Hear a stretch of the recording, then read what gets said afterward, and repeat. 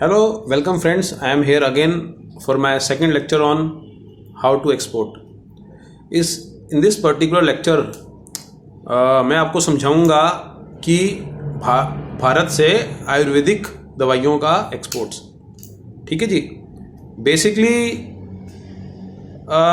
हम बात करते हैं जब आयुर्वेदिक मेडिसिन्स की, तो भारत का नाम सबसे ऊपर आता है। और वो बेसिकली भारत का नाम सबसे ऊपर इसलिए आता है क्योंकि भारत ही वो देश है जहाँ पे आयुर्वेद की शुरुआत हुई, जहाँ पे आयुर्वेद को एक सही रिस्पेक्ट मिली। ठीक है। और इंडिया में अराउंड 80 से 90% हाउस होल्ड आयुर्वेदिक दवाइयों को यूज़ करते हैं। ठीक है। बिकॉज ये मेथोडोलॉजी करीबन हजारों साल पुरानी है। ठीक है। स्टार्टिंग से ही हमारे ऋषि मुनि जो है इस पद्धति को यूज़ करते हुए आ रहे हैं और बेसिकली चार संहिता में भी पूरा विवरण दिया गया है कि किस तरह से दवाइयाँ बनती हैं। अब बात ये उठती है कि जहाँ पे हम दवाइयों की बात करते हैं वहाँ पे हम इतना एक्सपोर्ट क्यों नहीं कर पाते जितना हमें करना चाहिए। बिकॉज टोटल मेडिसिन्स के एक्सपोर्ट में मुश्किल से हम सिर्फ 5 से 8 या 9% तक ही हम सिर्फ आयुर्वेदिक मेडिसिन्स का एक्सपोर्ट करते हैं। बेसिकली 3003 9001 9011 HS कोड में ये दवाइयाँ बेसिकली आती हैं। लेकिन मोर और less we are not that much self sufficient कि हम इन प्रोडक्ट्स को प्रॉपर एक्सपोर्ट कर सकें। कई सारे लैग्स हैं, कई सारे गैप्स हैं। लेकिन मोर और लेस कुछ मेडिसिन ऐसी है जो कंपाउंडेड मेडिसिन है, जो एक प्रोडक्ट की तरह है, एक फॉर्मुलेशंस की तरह है। कुछ basically simply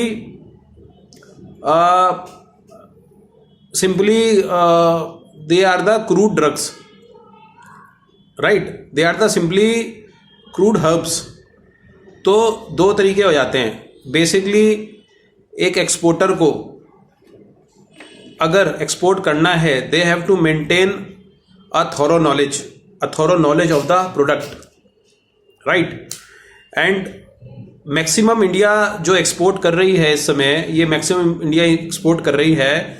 they are doing very well exports in African markets, USA, Canada, France, Germany, Netherland, Japan, Australia and Russia.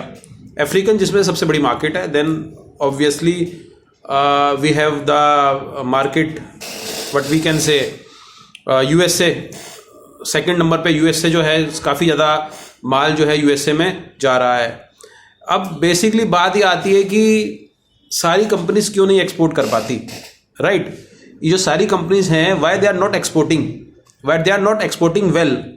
तो अगेन लैक ऑफ नॉलेज की how we export our product to different countries, क्या strategy है, कैसे export करना है। अगर product ये compounded product है, मीन्स ये एक रेमेडी है किसी भी बीमारी के लिए, तो किस तरह से किस कंट्री को अप्रोच करें, कौन सी कंट्री इस पर्टिकुलर प्रोडक्ट के लिए ठीक है, कहाँ पे कैसे बायर्स हैं, कैसे हमें पैसे मिलेंगे, प्रॉपरली हमारी टर्म्स में काम होगा नहीं होगा, ट्रांसपोर्टेशन कैसे होगी।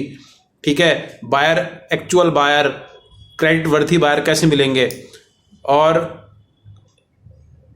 जो मैंने खुद अपना स्टडीज़ किया और उसमें पता लगाया कि basically there are some companies who are doing really extremely well.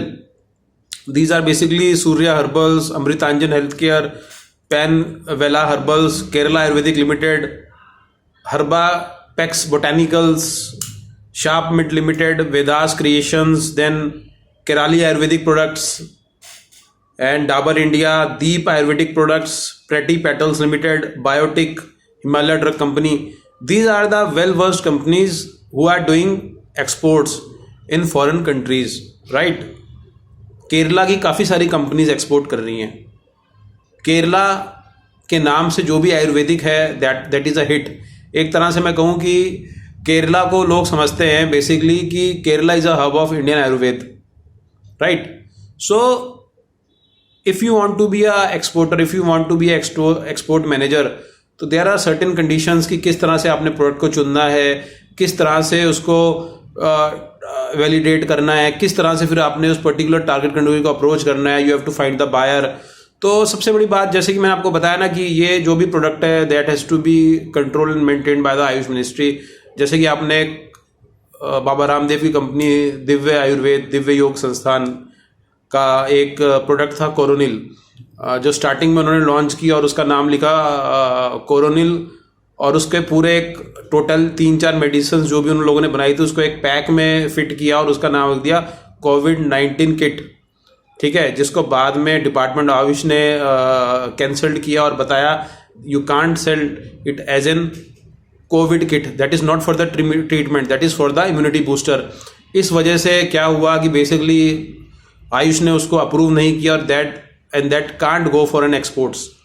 Basically exports तभी जाएगा जब उसको डिपार्टमेंट ऑफ आयुष जो है as a registered validated product मानेगा। उसकी कंडीशंस यही होती हैं कि आपके पास एक ट्रायल्स होने चाहिए, आपके पास एक ट्रायल साइज होना चाहिए कि आपने कितने लोगों पे उसको ट्राई किया, क्या उसके रिजल्ट्स रहे, क्या उसकी वैलिडिटी रही, किस अस्पताल में, किस क्लिनिक्स में वो ट्रायल्स चले, किस पर्टिकुलर एलिमेंट में, इस पूरे डिसीज़ में उसमें वो कारगर रहा, किस पैनल्स ने उसको ओके किया, वो पैनल किनका था, ठीक है, क्या ट्रायल साइज था। तो ये सारे एक जो निटी ग्रिटीज होती हैं किसी भी ड्रग्स को मार्केट में लाने के लिए और पर्टिकुलरली एक्सपोर्ट मार्केट में लाने के लिए, वो बहुत इंपॉर्टेंट है।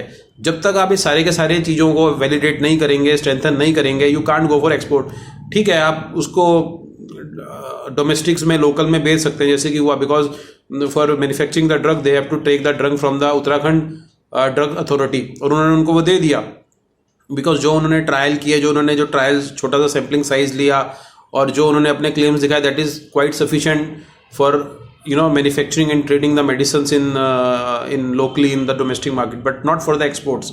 बिकॉज एक्सपोर्ट्स में जाने के लिए 195 कंट्रीज को टारगेट करने के लिए, स्पेशली यूरोपियंस और यूएसए के बायर्स को टारगेट करने के लिए, आपको एक स्ट्रिक्ट रिजल्ट्स, आपको एक वैलिडेटिक डाटा, ठीक है, आपको वो properly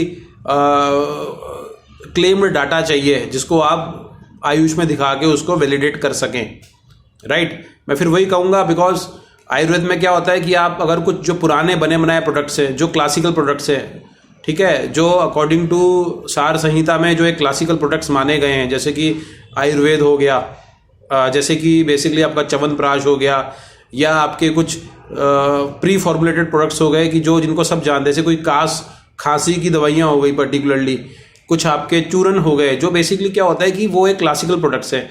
for attaining the permission to export it, you have to just convince the Ayush authority and you have to just see the, you have to just show them the formulation method, manufacturing method according to the शार संहिता या जो भी उनका literature है आयुर्वेद का, जिससे वो लोग उसको टैली करते हैं। That is quite sufficient to give you the clean chit for exporting. But if you are making the novel drug, if you are making something new, something unique, you have to be validate it with the thorough and large number of data, right? Again, अब जैसे कि मैंने आपको बताया, Innova overseas basically not in the you can food and feed sector, not in the we can say edible item sector, not in the handicraft sector. We are giving export consultancy to each and every sector which are dealing with the exports, even with the services, ठीक है।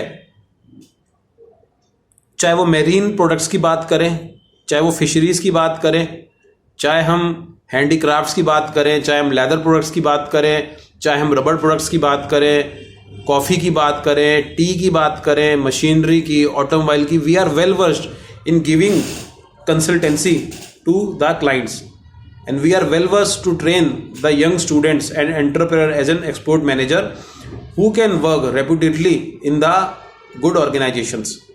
जैसे कि Innova overseas basically consultancy company को भी दे रही है और वो स्टूडेंट्स के लिए भी वो कोर्स 2 मंथ का डिज़ाइन कर रही है और कर चुकी है कि कोई भी एक ग्रेजुएट और पोस्ट ग्रेजुएट स्टूडेंट यहाँ से जो एक ठीक ठाक सी इंटेलिजेंसी का है, बातों को समझता है, पिक कर लेता है, इंग्लिश लैंग्वेज पे उसकी कमांड अच्छी है, वो ये कोर्स को ईजिली ग्रैस्प करके सीख के they should become a export manager, right, in every stream, in any stream, ठीक है। हम कोई ऐसा नहीं कहते कि हमने सिर्फ फूड, वेजिटेबल्स या एडिबल चीज़ेस में हमारी एक्सपर्टाइज है, या हमारी ऑटोमोबाइल्स या मशीनरी में, या हमारी केमिकल्स, डाइज में। We can give to each and every, product item which are exported, which will export, right?